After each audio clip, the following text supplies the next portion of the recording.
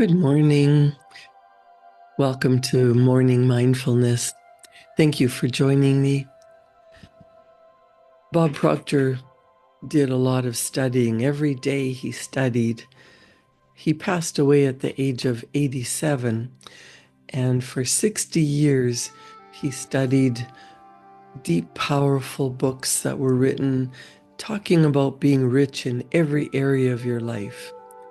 Think and Grow Rich, The Science of Getting Rich, U Squared, and he wrote a book called You Were Born Rich.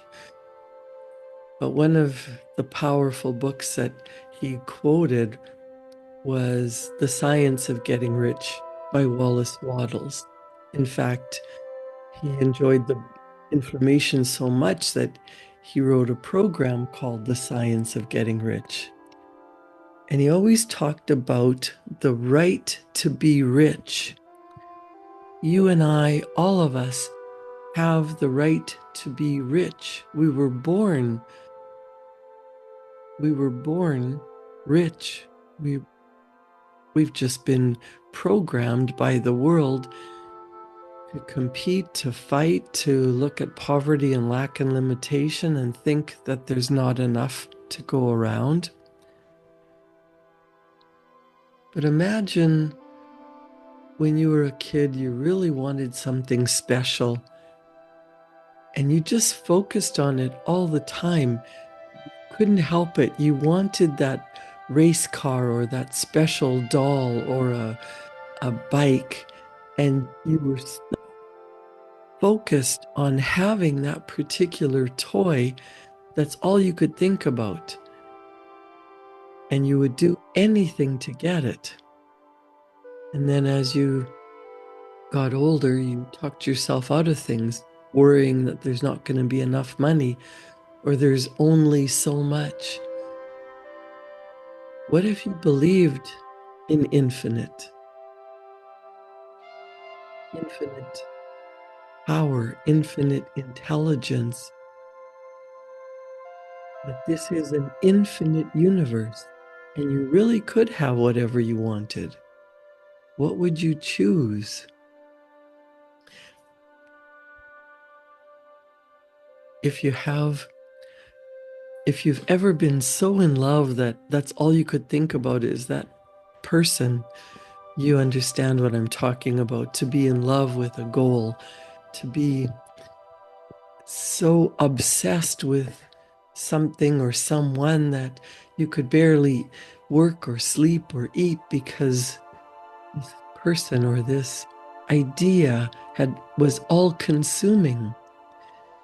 When you have an idea that is all consuming, something that you would love to bring into physical reality, that is meant for you to bring into physical reality, because everything works through your marvelous mind. Get an idea that this is how you want to be living your life. And imagine what that would feel like. And then you get ideas, and as you take action, you bring that idea, that form, that thing, that experience into fruition, into your life, into physical reality. Everything that has ever been created has come about by someone thinking, wouldn't it be nice if? And then they got an idea and they went ahead and did it and changed the world. Everything, the electric can opener, the computer, the desk, the fax machine, things that are obsolete, things that have come and gone, were all solutions to a problem, an idea whose time had come, and then something better came along. So I'm going to read chapter 1 of The Science of Getting Rich by Wallace Wattles, and this was a book that Bob Proctor used to quote a lot. He said, "You have the right to be rich. Whatever may be said in praise of poverty, the fact remains that it is not possible to live a really complete or successful life unless one is rich. We cannot rise to our greatest possible height in talent or soul development unless we have plenty of money. In order to unfold the soul and to develop talent, we must have many things to use. We cannot have these things unless we have money to buy them. People develop in mind, soul, and body by making use of things. And society is so organized that people must have money in order to become the possessor of things. Therefore, the basis of all human advancement must be the science of getting rich. The object of all life is development. Everything that lives has an inalienable right to all the development it is capable of attaining. Each of us has a right to life. This means the right to have the free and unrestricted use of all the things that may be necessary to our fullest mental, spiritual, and physical unfolding. In other words, our right to be rich. So Wallace Wattles in this book doesn't speak about riches in a figurative way. To be really rich does not mean to be satisfied or contented with a little. You ought not to be satisfied with a little if you are capable of using and enjoying more. The purpose of nature is the advancement and development of life. Every individual should have all that can contribute to the power, elegance, beauty, and richness of life. When you own all you want for the living of all the life you are capable of living, you are rich. You cannot have all you want without plenty of money. Life has advanced so far and become so complex that even the most ordinary man or woman requires a great amount of wealth in order to live in a manner that even approaches completeness. Well, the funny thing is, this book was written many, many years ago. It was copyrighted in 1996, but I believe this is Bob Proctor's version.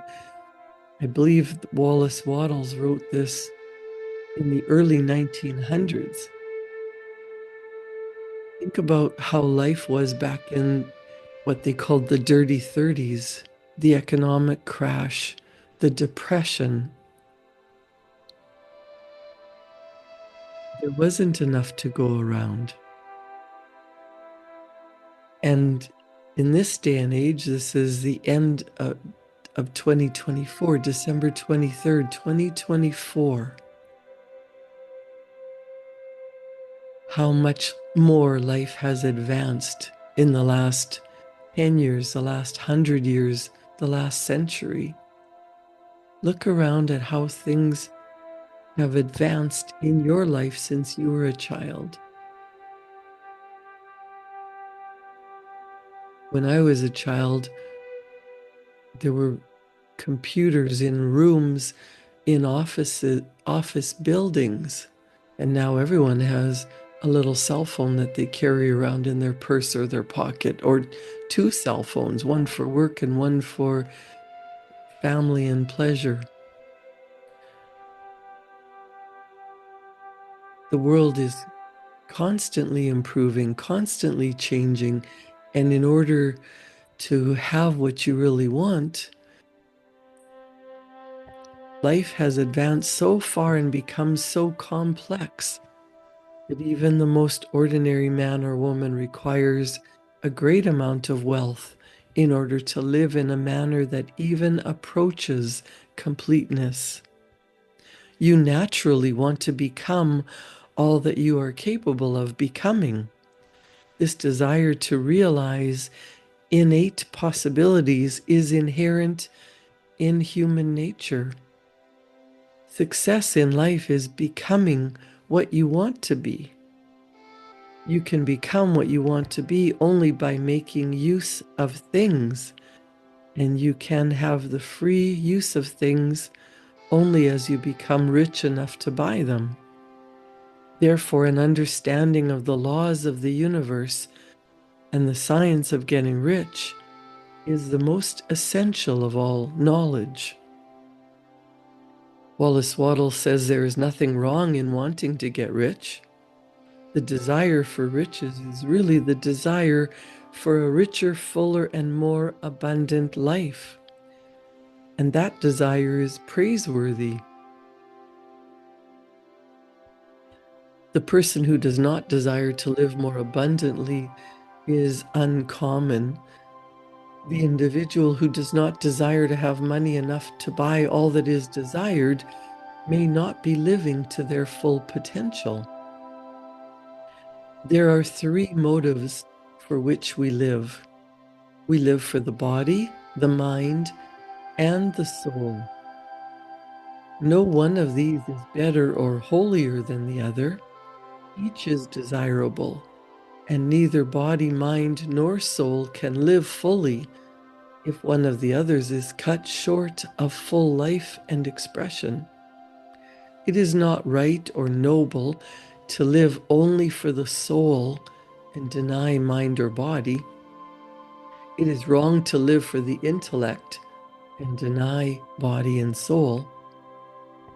We are all acquainted with the loathsome consequences of living for the body and denying both mind and soul. We see that real life means the complete expression of all that a person can give forth through body, mind, and soul.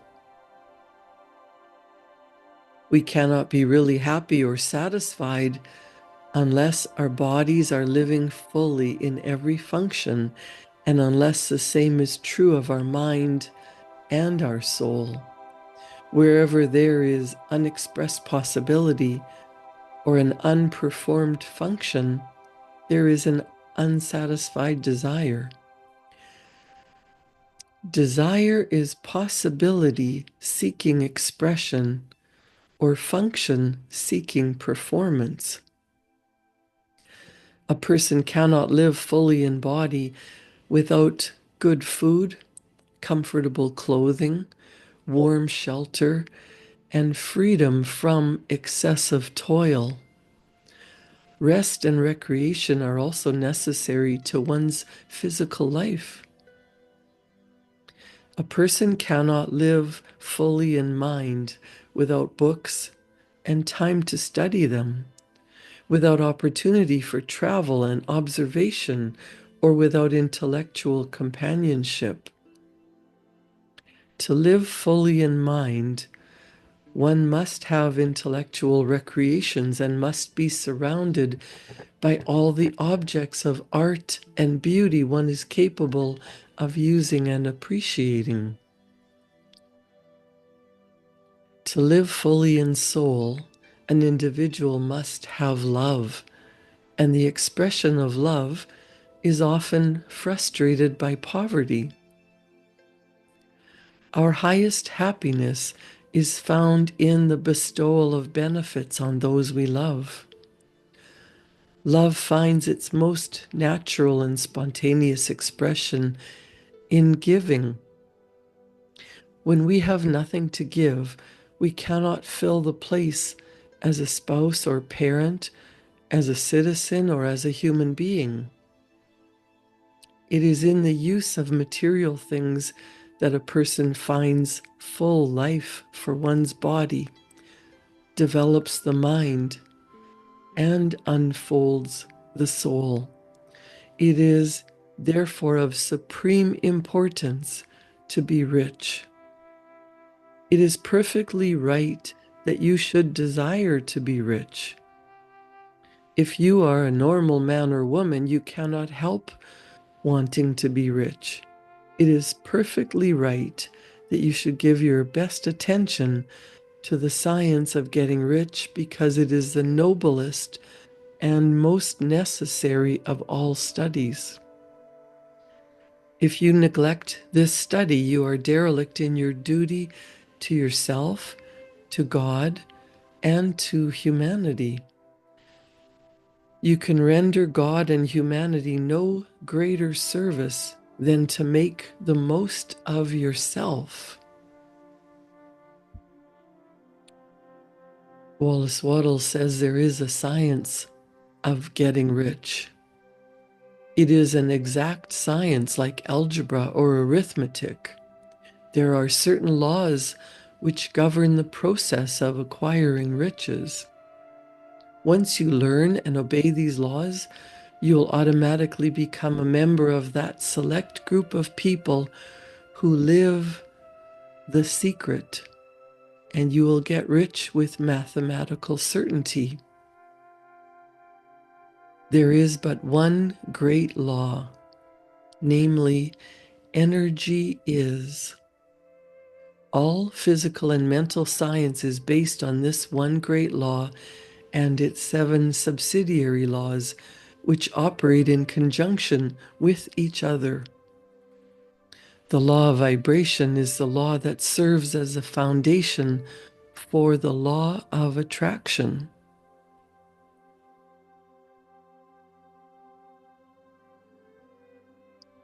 The seven laws are the law of perpetual transmutation. When you sit quietly and bring to the screen of your mind, what is it that you desire? What do you really want to be, to do, to have? Everything starts in the mind. As you're focusing your thought energy on how you want to be living, who you want to be helping, how you want to live your life,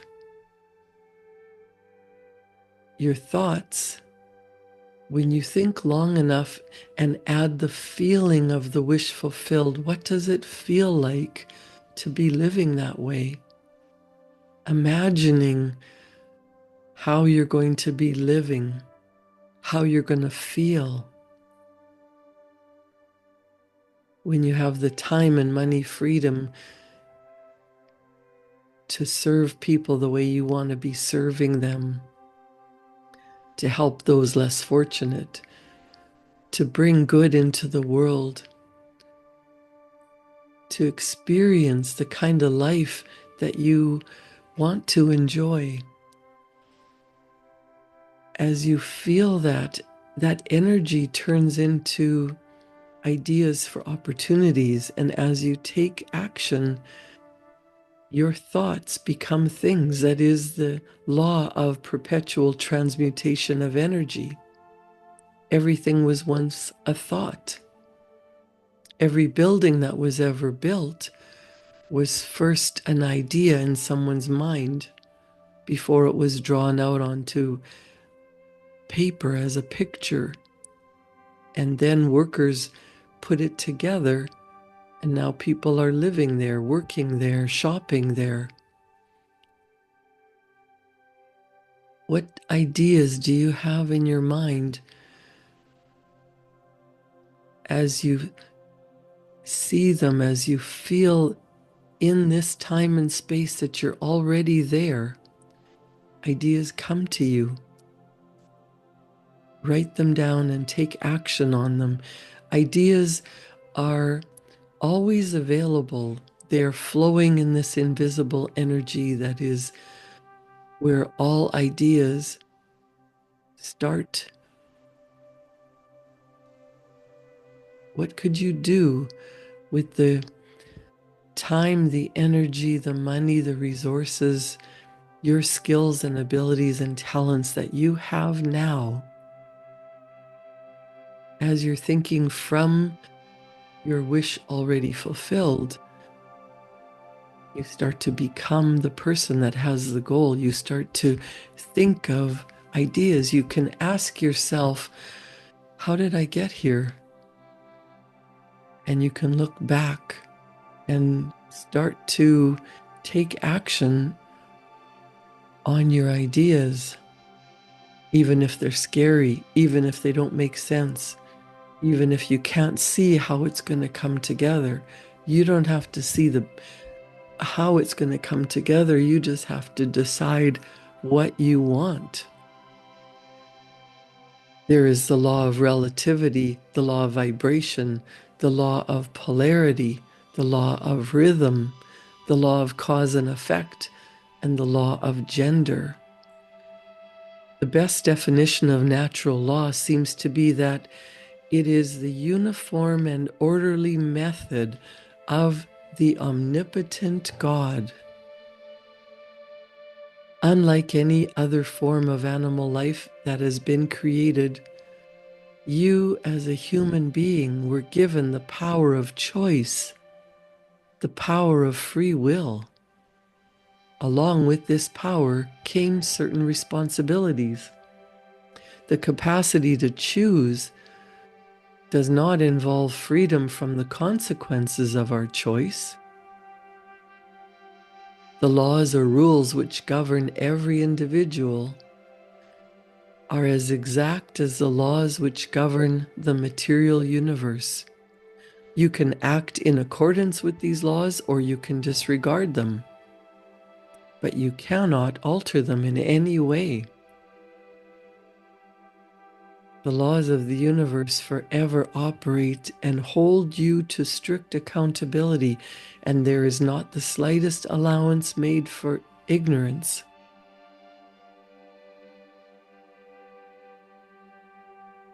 If you read the book The Secret or watched the movie The Secret that Bob Proctor was in, you have seen the law of attraction will deliver to you what you do not want as quickly and as certainly as it will deliver what you do want. The ownership of money and property comes as a result of doing things in a certain way, and that way is by law. Those who do things in this certain way, whether on purpose or accidentally, get rich. Those who do not do things in this certain way, no matter how hard they work or how able they are, remain poor. You can remain poor in spirit, poor in love, poor in finances, poor in experiences. It is a natural law that like causes always produce like effects. Therefore, any man or woman who learns to do things in this certain way will infallibly get rich.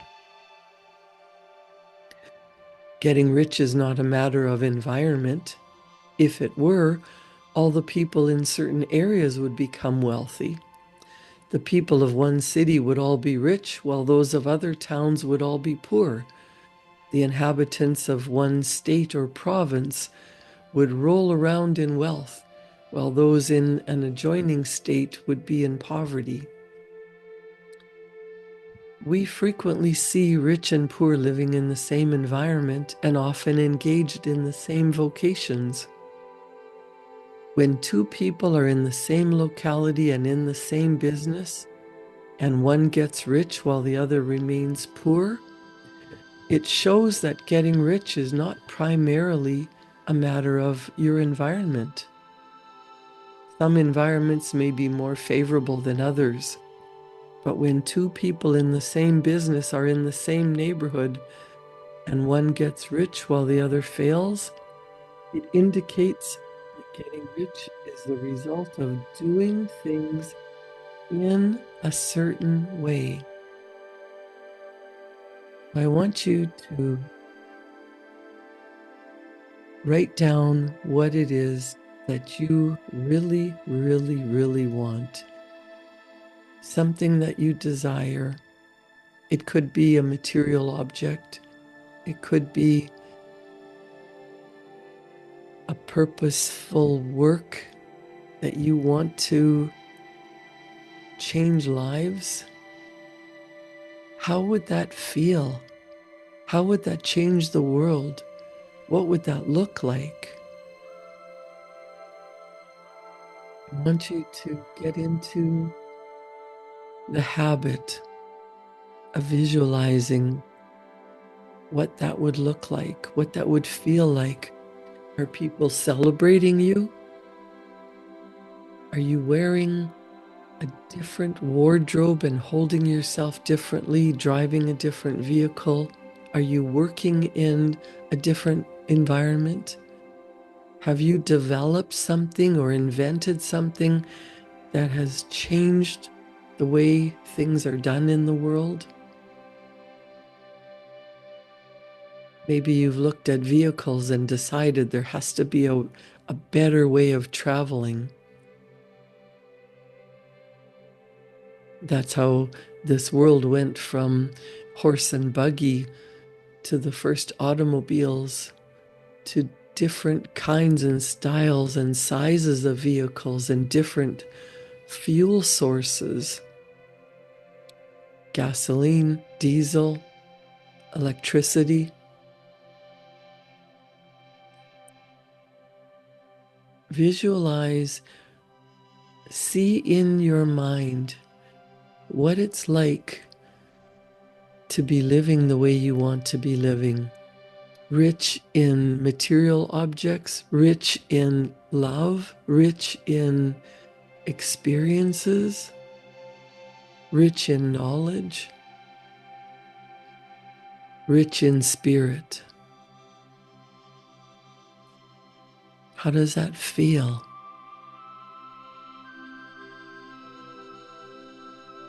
Take some time to write it down. Write down what you see when you imagine your best life. What does it mean to you to be richly blessed in all areas of your life? How would you be living? And what would you do for your family, for your friends, for your community, for the world, for yourself? What does it look like?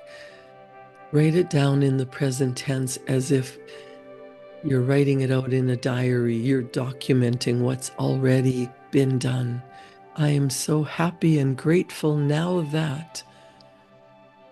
And then let your pen free flow. As ideas come, write them down so you don't forget.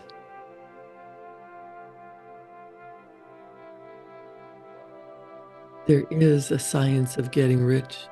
Wallace Wattles wrote about it. Bob Proctor teaches it. And I help people.